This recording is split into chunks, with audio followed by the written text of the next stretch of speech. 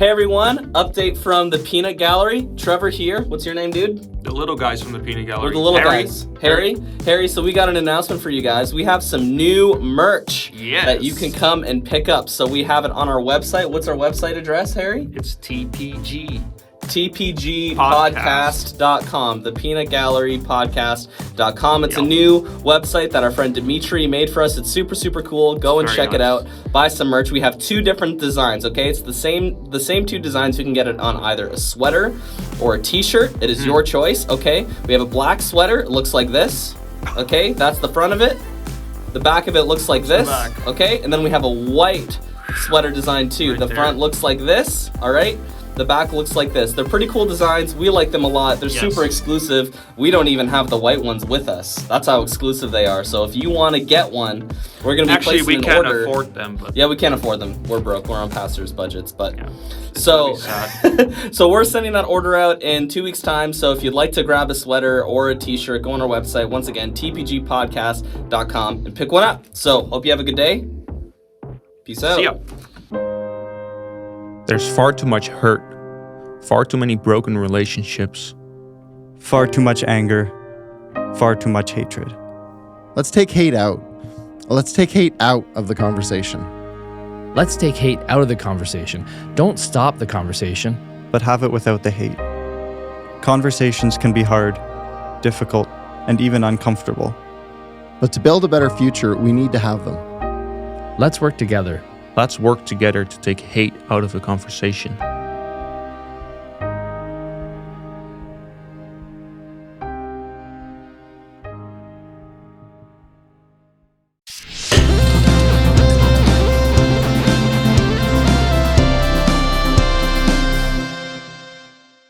All right, hey, welcome back to the Peanut Gallery. Hello. We had you on once, and in some podcasts they're like nervous that the guest won't want to come back.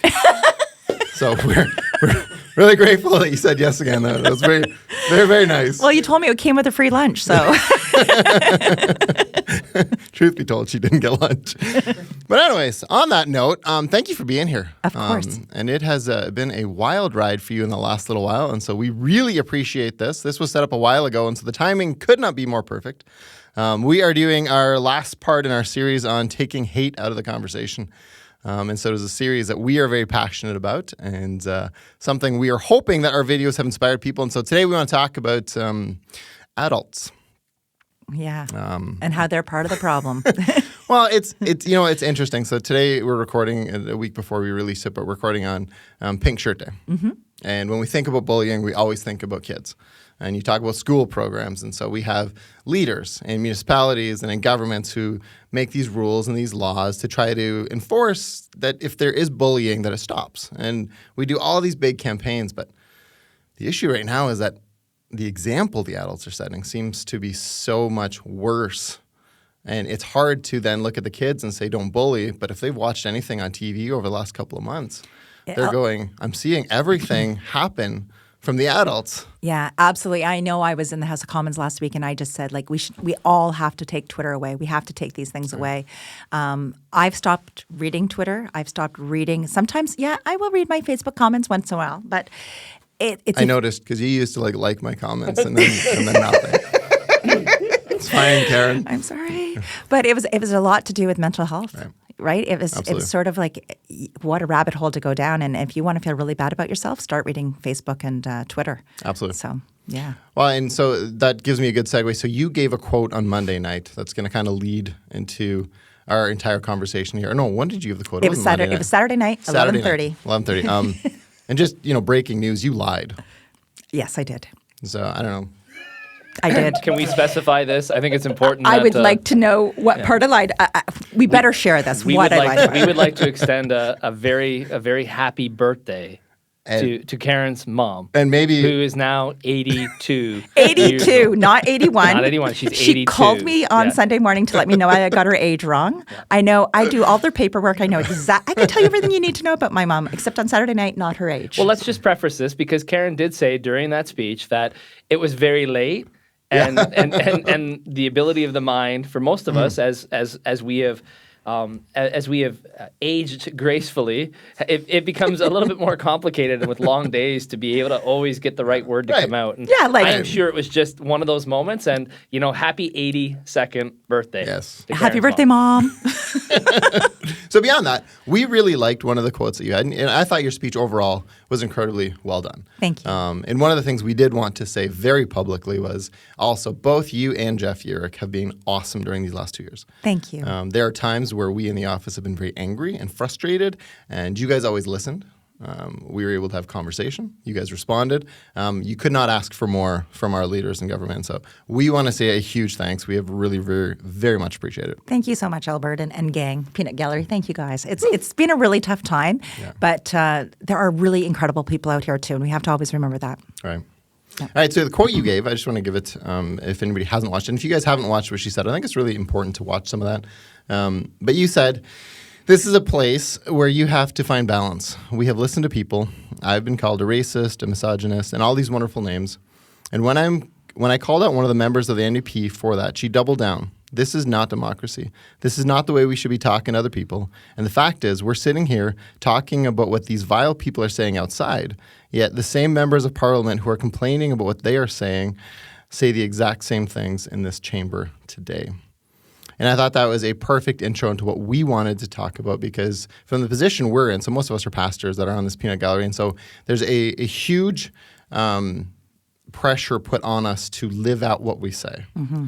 And so you can't on Sunday go up and preach something when everybody knows that you don't actually live it. Absolutely. And one of the challenges I'm seeing out of government is that a lot of people look at politicians and they already struggle to trust. And then you watch Question Period and you watch some of the stuff and you're like, how do you guys have the authority to talk to us about hatred when you guys are so mean to each other? Isn't that is so the truth. I sit back and I was part of this debate, the entire part of the debate. And so on Saturday morning, I'd been up since 7 a.m. watching the debate, participating, listening to what people had to say from all sides. And there was not one party that did not participate in something that was hateful. And so I would say that Conservatives, Liberals, NDP, the Green New Party only has 2. So, they may have been okay. But in the Bloc, the fact is, we're up there and we're speaking to a nation that is right now, extremely divisive. Our job is not to pour more fuel on the fire. Right. And that's what I looked at the entire debate. And so that day when I got up, I said to Mike, oh my God, I was so nervous. Yeah. And it's because I said to him, I feel like this is one of the most important speeches I'm about to give. And he's like, why do you feel that way? I said, because I feel the passion from everybody, from all sides of things. If you looked outside of my apartment building, there are 5 lanes of traffic. There were 5 lanes of traffic for those 3 weeks that were filled with trailers and tractors, or not tractors, trailers, trucks, SUVs, whatever they may be. And so I had really seen how in depth there was, the passion from these people. So I was living it. I'd walk down the streets and I would see tons of people on the convoy. I would hear the politicians inside and listen to what people were saying. And Saturday morning when I got up, I decided the first thing I better do is have some chocolate bars, have some Diet Pepsi, a bag of dill pickle chips, and everything that I have in that comfort food. So by 11 a.m., I was so hyped up on chocolate bars and things like that, I was ready to go. I attempted to write that speech, so I never actually wrote the speech. I attempted to, and I could not because I could not find the right words. Right. And so that day, I decided to call people in our community that I really trust. So people like Dan Kelly, people like Chris Harridge, who's the police chief, people that didn't agree with me. I wanted to call them too. And so I was on the phone for hours just saying, I need to know how you're feeling right now. I need to know what your perception of this, because right now I'm living it. And it's really hard for me to see because I'm in the center of downtown Ottawa. I'm in the center of it all. What are your views? My husband did not want me to go back up to Ottawa. And I would say to him, honey, it's okay. It seriously is okay. And I'd walk the streets and take pictures and say, we're okay. But things really changed. So I kind of want to go through where, if you don't mind. Sure. When they came up, when the convoy arrived, there was lots of. My first question was, why are they coming on a Saturday? Nobody's there on a Saturday. Then when I got back up on the Monday, I heard they're not leaving till they're heard. And I said by the Tuesday, if somebody doesn't come out to speak to them, we're going to have a problem. And that's because for months, actually for the last 2 years, we've seen it here in Elgin-Middlesex-London. People want to be heard. Right. Give them the time to be heard. Doesn't mean we have to agree on everything, but you have to give them the time. And if you don't, and if you continue to shut the door, it gets worse and worse and worse. And you're dividing. And you're seeing that all the time. So back to the week. The first week there, I walked to work every day wearing, track pants and a sweatshirt, no makeup, because I just wanted to fit in. I didn't know what people were going to say. All I knew was I was a politician. People are up there, and lots of F Trudeau signs up there. Some of the language was horrible, but some of the spelling was really bad too. I just want to know that. Some of the spelling, I'd be going, please spell properly. But anyway, it was one of those things that you could see just people were tired. Yep. And I didn't go back the second week. And I didn't go back because I stayed at home and worked, and we were able to do everything virtually. But I was kind of feeling like, I'm a woman. Are people paying attention? No one's being listened to. And a young girl that I know who is Muslim, she was called out to go home, those types of things. Mm-hmm. And that's just not appropriate. Right. I'm sorry. This person is as Canadian and probably knows a lot more about Canada than the person who was yelling this at them. And so I decided to go back the third week. I said, Mike, I'm going up. I know you're really scared, but I'm going up. And then I'm kind of more immersed myself into it. And I then started speaking to more of the people. And the people that were outside, I was saying, hey, let's talk.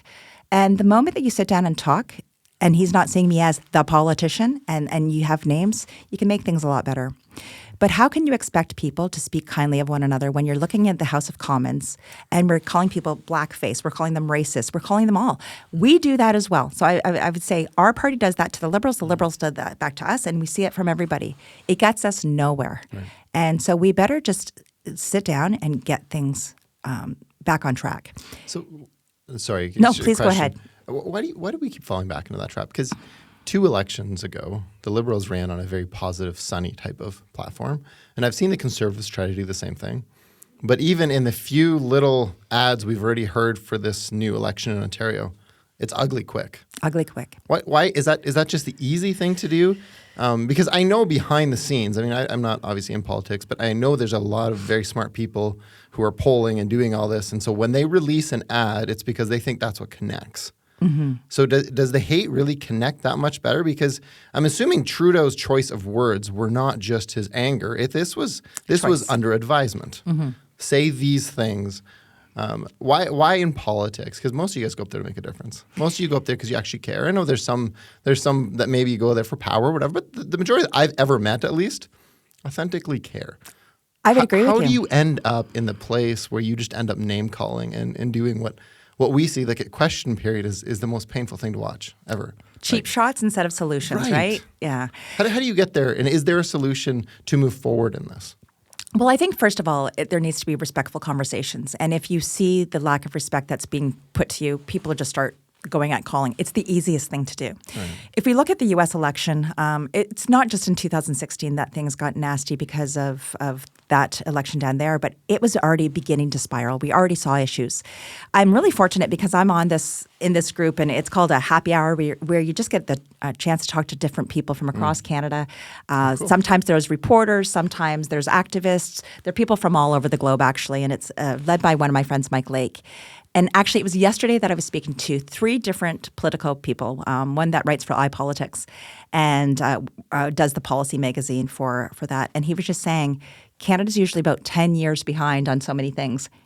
And he said, I think we're 10 years behind on this type of politics too. This guy, another person who works for actually the Shrivers down in the United States working for Special Olympics, he wrote to us saying, I do not want to see Canada go the way that the U.S. has. Right. We have seen a lot of that. I'm not saying it's political interference, but we have seen this type of we have seen that U.S. style of attacks, not just in 2016. It's been here for the last 20 years. It's just getting more and more and more. Social media, oh my gosh. Right. If we could only get rid of things like that. Right. People being able to hide behind a keyboard and saying things, I've had some horrible things said to myself. Jill, my assistant who's right over here, the number of times I know that she's just removed things before I've read it or before my kids read it or before my mom reads it, I say thank you to that. But the fact is people just do it anyway, and they just don't have that personal responsibility. I really believe in personal responsibility. When you say something, you own it. You have to choose your words. It's no different than parenting. And honestly, I think that going through this convoy has probably even made me a bit of a better parent because it is really about listening. It's about stepping back and looking at what you're trying to do. And that's been this entire last month. This has been the last 2 years. COVID's been really tiring. It's tiring for everybody, and it doesn't matter if you're a politician or if you're a mom at home with your small children or a teacher. Whatever you're doing, you've been impacted. And I think we all have to step back and just be kind right now and recognize that we're exhausted. Like, I'm exhausted. And I keep on saying to myself, I don't know if I'm going to run into a wall or if I'm just going to continue just going at this energy for the rest of my life now, right? But it's a tough time. I would have to say, I talked about this last week on CBC, and there was a discussion about how people are treating our staff in the offices. I cannot believe the crap that has been said to my staff in the last few months. And so you have to stand up for them as well. I'll be honest, my staff, they're pretty good at standing up for themselves, but at the same time, they're there to listen, and people just don't have any idea. You know, don't call them fascist. Don't call them racist. You guys have been called everything. Looking at Jill, they've been called everything, you know, and you can't really. For me, I always bring donuts or treats, and you just, you know, for me, it's that emotional eating. I noticed there were none today, but whatever. Yeah, I'm sorry. I'm not as emotional. I'll bring you some. Yesterday was Spicer's Donuts. That's what I decided. These guys deserved Spicer's Donuts. So we had Spicer's Donuts this week. And then the week before, I think it was pastries. I'm an emotional eater. And so I spread my wealth of emotional eating amongst my staff. Well, you know what? One of the things that frustrates me about this is that when you begin to use that type of language, the conversation's done. Oh, it's done. Like, and so now, because we're in the same boat, so Patrick and I have not been viewed very positively in our community because we haven't done enough. We should have been in Ottawa. We should have been there. And then others say that we haven't done enough the other way. And so you're in a bit of a lose-lose, just not the scale that you're at, right? Absolutely. But as soon as you call somebody a communist, a fascist, whatever you want to use, whichever terminology, all conversation shuts down because if you're going to call me a racist, my defenses are going to go up. And now I'm going to stop talking about what we're actually talking about. Now we're talking about defending who we are as people and talking about our integrity and our character. Yeah. And so now all the conversation that should have been, so one of, Patrick and I, when we talk about this, our anger is much more in terms of people dying because they couldn't get surgeries because of policies. That protest I'm willing to show up to. Oh, I think everybody is. Right? You know, that is a problem, an absolute problem. But then you get into these conversations where you're not talking about real things. No. Our government's communist and garbage and this. Well, that may be how you feel, but it just closed the conversation. Yeah. Saying F Trudeau, how does that help Trudeau be like, hey, maybe I should listen to them? Like, again, I've looked at a lot of this, like if we're going to change, because our region here is conservative. We've been for a long time. So, I mean, flying around here with those flags, we're going to vote conservative next time again, and that's just the way it's going to be. But how are you going to inspire a nation to believe that there's another option?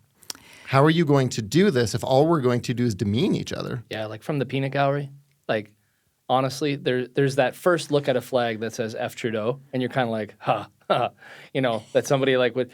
But then there's like, as soon as you give it a breath, you're like, that's somebody's dad.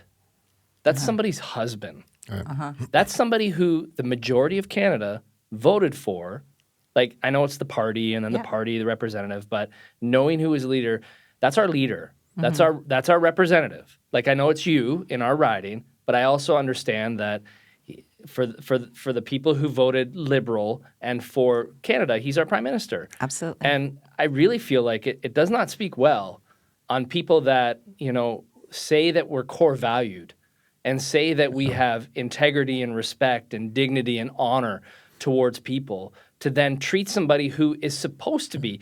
Yes, we're allowed to hold people accountable, but that doesn't mean we destroy a man in front of his wife, in front of his kids, in front of the country because we feel like that's the only way to decide something. And like for us to think that's okay, like where are we in our head to now feel like? Well, and what are we teaching our kids? Like we drove through London. True story. we're driving through London, and I didn't even think about it at the time, but we needed to go to Costco, right? Every family You with didn't kids. go on a Saturday afternoon, I did you? I did, and you know Poor where life this is choices. leading. That's whatever. That's- So I didn't know that there was going to be a protest happening at the time. So we drove in off the 401, and as we came in, we got caught up in the tail end of it rolling through London. And then as we exited Costco and went to leave, we got caught up in the tail end of it going back into London. And as we were driving in, there was a gentleman standing on the side of the road with a white sign that had F Trudeau on it. And it wasn't just F Trudeau. And we're driving along, and I got my 5-year-old son who's just learning to read. And he asked me, Daddy, what does it mean? What does F Trudeau mean? Yeah. And he's asking me this question, and I'm like, that is completely unnecessary. And then to feel like you're doing something to make a positive impact of change by using such horrible, like, Yeah. if my son had to listen to somebody say, F his daddy, or, somebody else's spouse or husband, we shouldn't speak this way of people. I mean, you said it in your quote. And I appreciate the fact that you're being balanced and saying the conservatives do it like the liberals do it, like the NDP do it. I think it's been a bad discourse when it comes to It's Parliament. been terrible. Yeah. But to get to that place, I feel like it's incredibly disrespectful, and we shouldn't go there. So when I saw kids that were 8 and 10 years old wearing T-shirts that said F Trudeau, that's really when I felt myself go, oh my goodness, because now that you're saying that's okay for your children. So I look at this is going to take a long time to wear out of this, because there are children who have now seen this is the way we reconcile our differences as we go out there and say things like this. So I'm really worried about conflict resolution on this next generation, because they haven't seen how to actually have an honest conversation anymore. I absolutely agree with you. I chuckle too. I see those things. It's like, yeah, am I a Trudeau supporter? Absolutely not. Be super awkward if you were.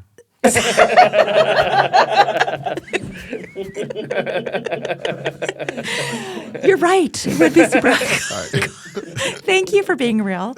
But yeah, I just don't think that's the appropriate way of discourse. And, I said my biggest part of making my speech the other night was saying, I don't want to just point the fingers. Right now, all I can do is I'm looking at everything. Blame, blame, blame, blame, blame. Right. But if you can't come to the table with a solution, then stop talking. And so that's why I was having these problems writing the speech, because what is the solution? Well, right now we have an entire country so divided. Yes, they kicked out the convoy from Ottawa, but that doesn't mean those feelings have gone away. And that's what we have to recognize. I'm not saying that there's going to be a part 2, but I'm saying we have not healed. Trudeau had said that day our nation needs to heal. He has to be part of that healing process. That comes with also recognizing the words that he has said and saying to people, this isn't going to get us anywhere. How do we move forward? There are going to be some people in this convoy that will never want to talk to me. But the guy that I met outside my apartment building from Fingal, who talked to me about his son who was having mental health problems, I get it. I get it. We've seen kids out of school for 2 years. So frustrated parents, I understand. People who are losing their businesses and all of these different things that are happening, I get it. But there is a way to find a solution, and we're just not willing to do it. COVID has created a real division. COVID and all the restrictions. Right. So, yeah. Well, and I think it's also, we suck at taking any leadership. Humans in general, we don't like it. But I think early on, my sister, who's from Manitoba, she was talking to us about it, and they were far stricter and more restricted during times than we were. Like when they had a stay-at-home order, it was a stay-at-home order. Oh, yeah. Whereas out here, like we live in the middle of nowhere. We wouldn't have even known COVID was happening if we didn't watch our news. Like we're pretty isolated that way. But she just said to me, she said, what she keeps thinking is, what am I teaching my kids about respecting laws by the way I respond to this? Yeah. Am I okay with my kids knowing that they don't have to follow rules if they just don't like them? Is that the generation we want to raise? And I'm concerned about that too, because you'll hear, especially recently, you're supposed to be from the party of law and order.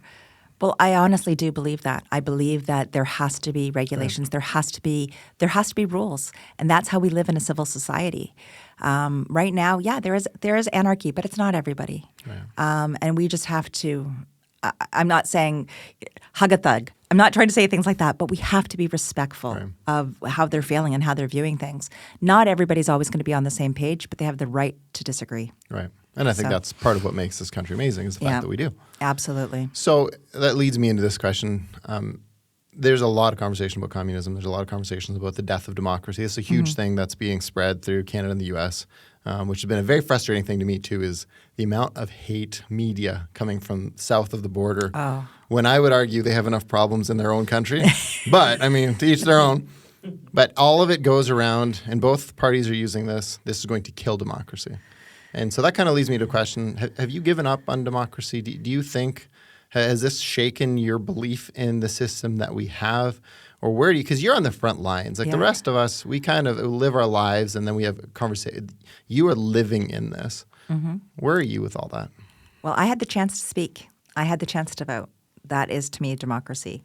If this was something, do I like the results of the vote? No. But that doesn't mean that people didn't vote. That didn't mean that 338 members of parliament did not have the opportunity to vote. There was a lot. I mean, there's the politics around that vote as well. And I can sit there and say, yeah, well, it was whipped or it was this. And I can give you lots of excuses. But at the same time, as a Canadian, I had the vote on behalf of Elgin-Middlesex-London constituents. And I was able to put that through.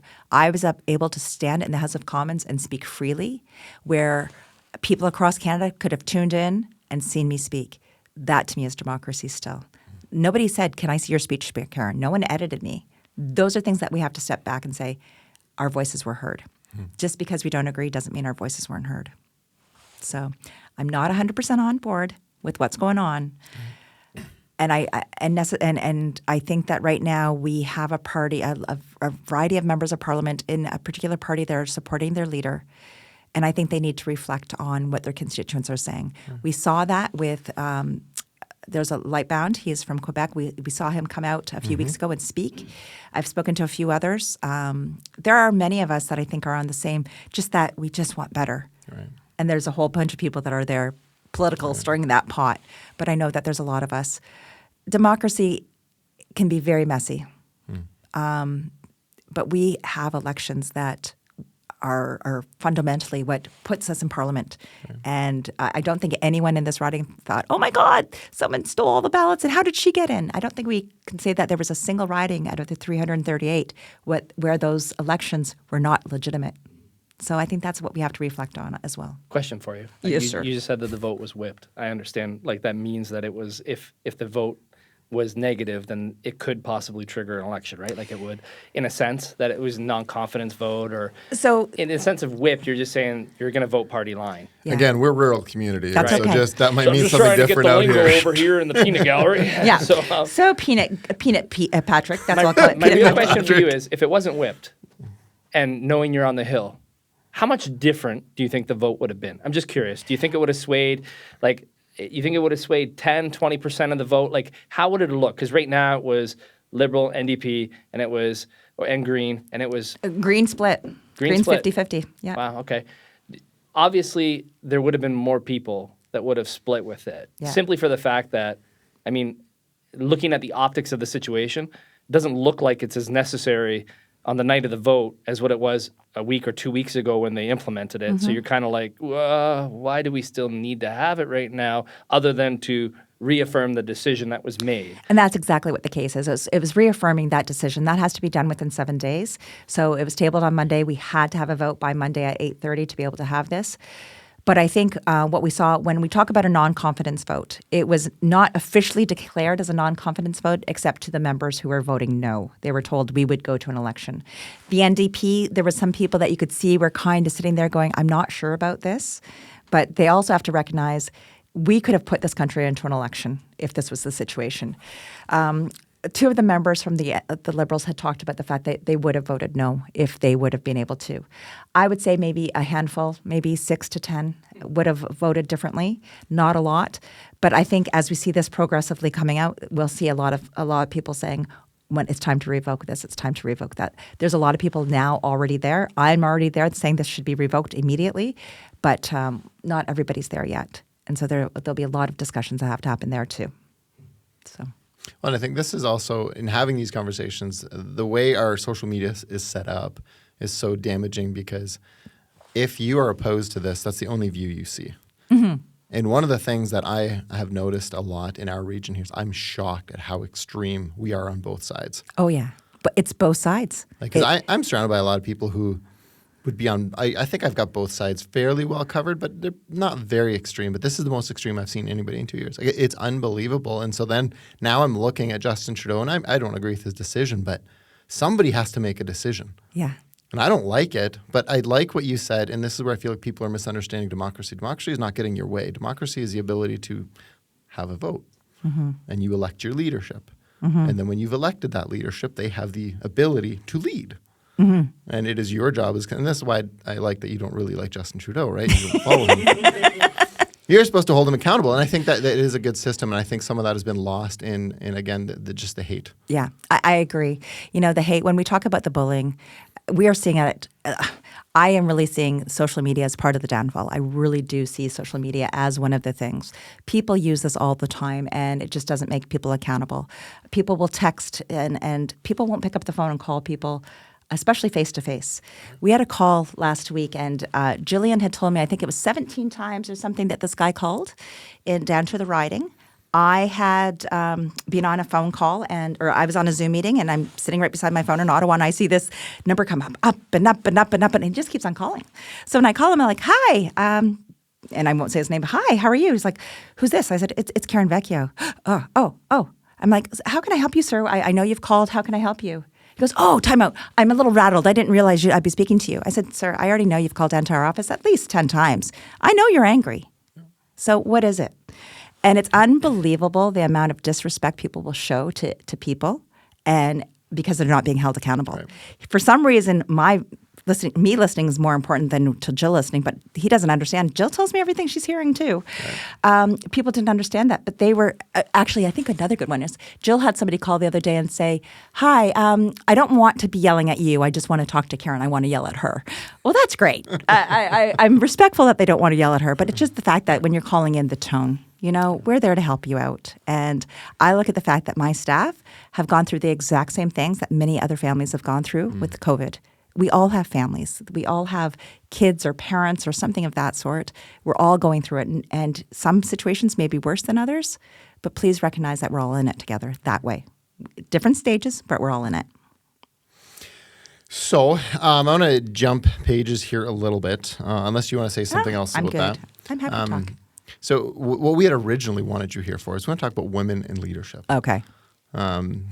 You were a little nervous. Where are we going? What? Where are we turning this? So this is what you really wanted me here for? No, we had talked about, because if you're going to talk about hate, the gender piece is still a significant piece. And I think you have a really unique perspective because you watch your predecessor, who was a male, for several years. And now you're experiencing it, and so seeing it from both sides. So what's your experience been like being a woman in leadership? What do you see as some of the changes from the way people would have treated Joe versus the way they treat you? Just kind of overall, what's it been like being a woman in leadership?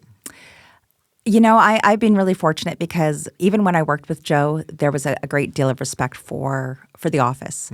I think it has a lot to do with the way that you present yourself. And whether you're honest, whether you're loud. I mean, I see the names that I see women being called all the time, especially as parliamentarians. You just sit there going, oh my goodness, oh my gosh. We get called those things, but you just have to let it roll off your back. Joe also would get some very nasty phone calls. And I'm a huge Joe supporter. So when people would call in and say something nasty about Joe, they could expect a call back from Karen Vecchio, especially if one guy called and said, hey, Joe, get another hamburger. So I thought, I'm calling this guy. This guy is personally attacking Joe for no reason. And I called the guy. I said, hi, it's Karen. Hi, John, because I know who this. How you doing? And I said, I just got a message off the voicemail. Was that you who happened to leave that message? He was ashamed of himself when someone actually called him out on that. And so I have no problem calling people out on that. And I think that's the difference. Joe and I do our jobs very differently. I approach it differently. I come at it as a mom. Not a perfect mom, everybody knows that, but I approach it as the fact that we're all individuals and that we also have to be responsible for what we say and do. And so I find that different. I think the expectations of what a woman looks in leadership is very different as well. People expect women to be, okay. In 6 years ago, I think I expected that when I went to Parliament, I should be wearing a jacket, a shirt, either dress pants or a matching skirt, something of that sort. In the first year, I did start kind of putting myself into that's what I was going to be. And then over the time, I've gone back to being Karen. For anyone who knows me, you know that if I'm running down the street, I might fall because I'm clumsy. If I am saying something, I might just throw in a word that doesn't make any sense that I've just made up in my head because that's who I am. And that's what in the last 6 years I've come back to. Before I was elected, I was very comfortable with who I am. And then I got into Parliament and started feeling like I had to be something different. And then I watched myself and recognized that I get a lot more by just being who I am. And they always say you get more with honey than you do with vinegar. You do. You really do. Kindness gets you a lot further. And some of the conversations that I'm able to have with ministers and people like that is because of the way I act. But also people think that women are all, some people still believe women have no place in the parliament, that we should be at home watching our children doing this, doing that. I think it's really important to have an equal balance. I'm not for a quota system. I do not believe in quotas. I believe in the best person to represent a community, and that best person should be elected and duly elected by their peers. Those are things I believe in, but it's so important. Having 100 men at a table, you're going to get a different decision than if you had 70 men and 30 women or 50 and 50. You're going to get a very, very different suggestion. That's why we need people from all over the country, and it doesn't matter where they're raised, their gender, none of that matters. It's that they have to be able to be compassionate and represent their people. I represent about 120,000 people, and that's my job. But yeah, people do treat me a little bit differently. So but it's changed. I found that in the last 6 years, it's changed again. Do you think, because you talk about kindness and the impact that has, and it sort of ties back into the original, but I think a lot of the outrage and the anger is because people want change. Yeah. Do you think kindness is a better way? Because a lot of people would view that as a weakness. I think So when you got up and you gave your speech, and I thought it was incredible and balanced, there were many who said that wasn't harsh enough. They would have liked to see you say something mean to the Liberals. That's what they would have liked to see. And do you think, and obviously the answer is yes, maybe my better question is, how do you think kindness is more effective than the anger and the hatred and the name calling? Well, I remember about 4 years ago, I was told to ask this question, and the word communist was used in it. And I said, I don't feel comfortable asking that question, so I refused to ask that specific question. Before any of us do things, you have to reflect on who are you and can you sleep at night? And I think I've always said, my mom who's 82, I have to make sure. She's not 81? That's weird. She's Happy 91 birthday. now. Happy birthday. We have to be able to live with ourselves. We have to be able to walk down our streets and in the grocery store and know that for me, I haven't embarrassed my family. I haven't embarrassed my community. I haven't embarrassed anybody that is there. Kindness gets you a lot further than calling people's names. If you want to shut the door on a conversation, you call somebody a name. If you want to have that open discourse, you have to be willing to listen. And what I've really noticed, the one thing is I'm becoming a better listener. I thought I was good. Not even close to what we really, really need because there are so many diverse decisions. Speaking to 2 and 3 people on this doesn't give you a good cross-section on how things are. And that's why, like on Saturday, I went and started talking to as many people as possible. Right. Being a woman in politics can be very, very difficult. But I think being a strong woman, regardless of whether you're a man or a female, being a strong person, figuring out that you are grounded. I needed to come home this weekend. Like on Saturday, as soon as I was done my speech, all I wanted to do was come home. And I said to Mike, I'll be home tomorrow morning. Can you pick me up? That's all that mattered to me because I needed to be grounded and I needed to be where I feel comfortable. And that's here. So. Can I add to that question just a little bit? No. So I would like to add to that conversation. I'm going to add to that question. Wow. That got used against me. That was good. So I would like to know, have you noticed, and this is just because I think it more applies to you because you represent a conservative party. Have you noticed a difference in how you're treated because you're a conservative party member, female, than people that would be in, the New Democratic Party, the Liberal Party, because you aren't the type of... you know where I'm going with this. I do, and have you noticed that at all? Like, has that been something that you kind of go, yeah? It's knowing that this is going to go out to a lot of people. I don't want to say the wrong thing, but have you ever tried to be a conservative woman walking at a pride parade? I've had things thrown at me, things shouted at me. I am there because I really believe in inclusion. And when I go to pride parades, there are some people that say I have no business being there because I'm a conservative. You don't know what's inside that person. People have no idea who I am internally. They don't know what matters to me. And to me, inclusion, love, kindness, those things, we can get through a heck of a lot if we start there. But yeah, try walking down your street with a conservative shirt on in downtown Toronto. You can feel pretty crappy. I just look at those things and kind of wipe it off me. I think as a woman, because I'm a woman, because I appear smaller, I'm 5'5.5", because I appear, they don't. Is that with the hair or like legit? Sorry, Karen. I thought this was the anti-bullying show. Hi, I want to talk. Well, I could sit there and say, Albert, I think I'm older than you, but I think you have more gray hair than me on my side. Oh, no, 100% I do. You're right there. Yeah, I only have about 10. I'm doing very well with my gray hair development. It looks great. Okay, so my next question would be to build off that. Why is it that stereotype of conservatism or conservative women or that position, why does that still exist that way as people view that? Like what has happened where that now is the narrative surrounding the Conservative Party? Well, I think sometimes members within our own party, within our own caucus, they say something, things will get twisted sometimes. There are, I do believe in a variety of beliefs, and some people don't believe in the exact same thing I do, right? And that's okay. I can tell you that there is such a, if that entire scale, if we want to look at the scale of from far left to far right, there's a heck of a lot of us that are in that middle. Right? There's a lot of people, and I think that's what we have to remember. So I look at when people are yelling at me, they're not your normal everyday Canadians that are yelling at me. Those are people either on the far side of left or right. Right? That's the way I look at it. I think the reason is people have said some really terrible things in the past, but there's no forgiveness. There's no time to sit there and say, hey, what you did 20 years ago was really crappy, but I'm glad to see you move forward. A lot of times people will sit there and say, that's who they are and that's the way it looks. Nobody looks at the fact that somebody can improve. I look at my thoughts and think about how much my thoughts have changed and the methods of even collecting some of my thoughts are very, very different. And I think it's about maturity. It's about allowing people to change. It's about allowing people to have greater views and just a greater understanding. But I get really tired. I think it's forgiveness. Somebody says something bad and then everybody's painted with the same brush, right?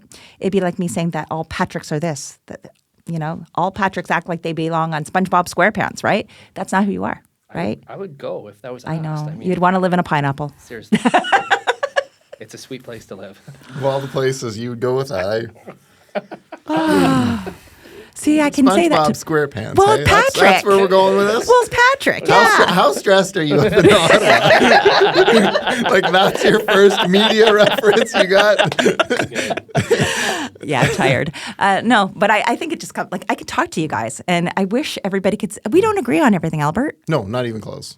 Oh. There's a couple things we want to talk about. Are you taking me outside? I'm taking you out back after this. No, okay, great. One of the things that you brought up, this maybe take us on a bunny trail, and it's not meant to, but a little thought.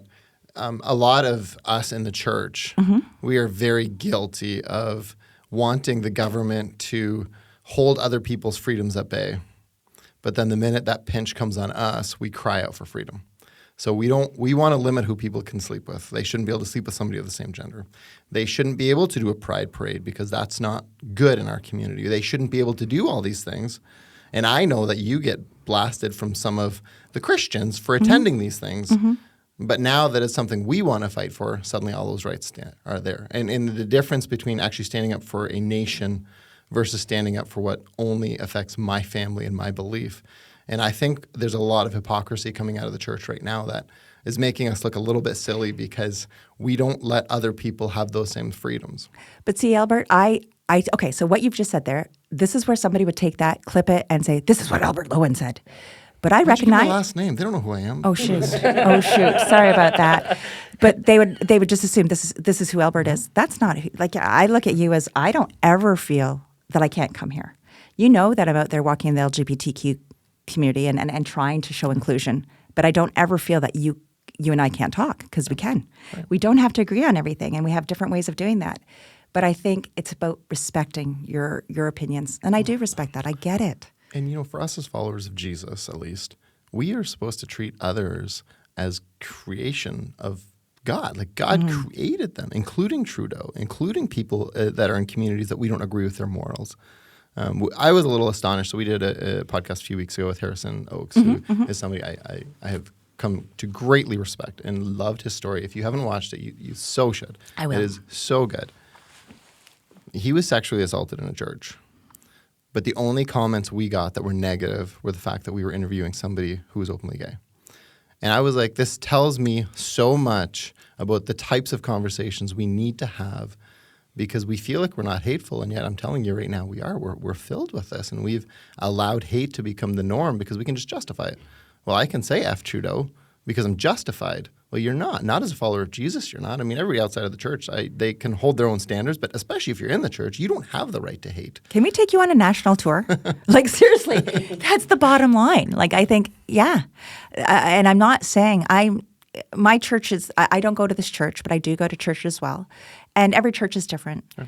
They're not all as good as ours, but not everybody is so there fortunate. goes my national tour. Never mind. Not everybody's got the amazing people that you have. But the thing is, you're openly discussing this with me, and I'm not sitting there going, "Oh, you're so disgusting." Yeah. You're talking about it, and let's move forward from here. So let's get back to what we were saying. I want to we want to cover. I want to say one more thing about the one thing. I want to move to one final topic. Okay. What do you say to younger girls who are considering, and not just careers in politics, but in any of these positions where I know you're saying just let it roll off, but as a dad, that's hard to imagine for my daughter. As a husband, I can't imagine what your husband experiences. What do you say to girls going? You're going into these places, and it's going to be hard. How do you respond? How do you develop? I don't even know the right word. How do you deal with that without just saying, "Well, I'm not going to do it"? Because we need women in those positions. We so desperately do.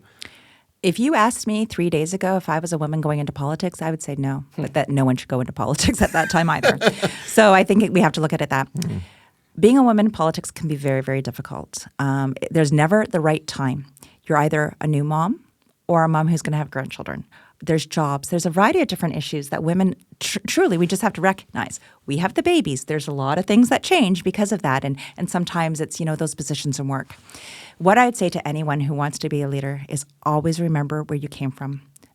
Always surround yourself with people that love you and that will be honest with you, but will care for you on those really bad days. I know if I made a bad speech, Mike probably wouldn't say, I'm going to jump on her today. But a couple weeks later, he might say, that speech really did suck. But I think surrounding yourself, like I've surrounded myself with the most amazing staff. And I'm not just saying that because Jill's here, but I've surrounded myself with very competent, very strong women. My staff is all women. We had a man, but we had to let him go. No, she's joking.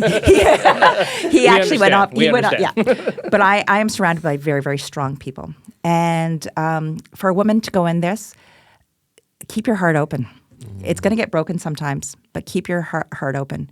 And I found that I closed my heart. I did close for a little bit, and I've reopened. COVID made me really reopen. And you could say, Karen, have you cried? And I hadn't cried for a long time. That's who I am. That's what makes me a better politician is when I can actually feel. And so never forget who you are. Always stay grounded and surround yourself with the best people that actually love and care for you. That's what I'd say. That's really good. Like my mom. Happy birthday, Mom. Yeah. Okay, I feel like that is about as good of a place to end it because I feel like you've already answered the rest of the questions. Okay, anytime. I really appreciate because I think that's good life advice, period. Yeah. And I feel like we've talked a lot about, I think we've gotten fake. And that pressure that you felt in that first year, I think a lot of people feel that type of pressure as a parent, to fit into a certain mold and to be able to just actually be able to be confident in yourself, to surround yourself with good people, man, that's some good stuff. Yeah, just surround yourself with people that love you and care for you, and it all comes back, right? It's I am very fortunate, and even you guys, all of this helps me because then it really does ground me in my community. We don't have to agree, but it grounds me.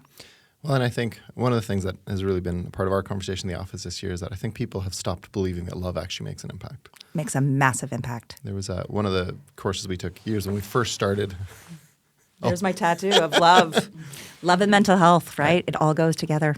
Well, and so when we first started the fostering journey, that we went through a course, and again, this is through the agency, so it's nothing Christian based, but the lady basically up front said, look, when somebody's brain has been physically damaged by trauma and they are loved by one person who believes in them, you can physically see the brain heal. I believe that. 100% I believe that. And I feel like we've stopped believing that people are so hurt and they're so anxious and they're so everything that we're trying to change things with anger, and it's just never going to happen. Well, I know that you had one other question for me today. I'm not going to really answer that other question, but I can tell you that I have looked at a young woman that I know that's been impacted, and that love's got her through a heck of a lot in the last couple of years. And so I think when if someone believes in you, it's incredible. Right. And if you feel that person wraps you in love, you can almost do anything. So that's what I believe in. Well, that is a great way to end. Thank you. I just want to say again, thank you for doing what you're doing. Anytime. And we appreciate it. Thanks for coming out. When you become Prime Minister, will you rejoin us? Oh, you're so funny. On that note, hey, go love your family. Take stock of who you have. Have a great week. We'll see you next time.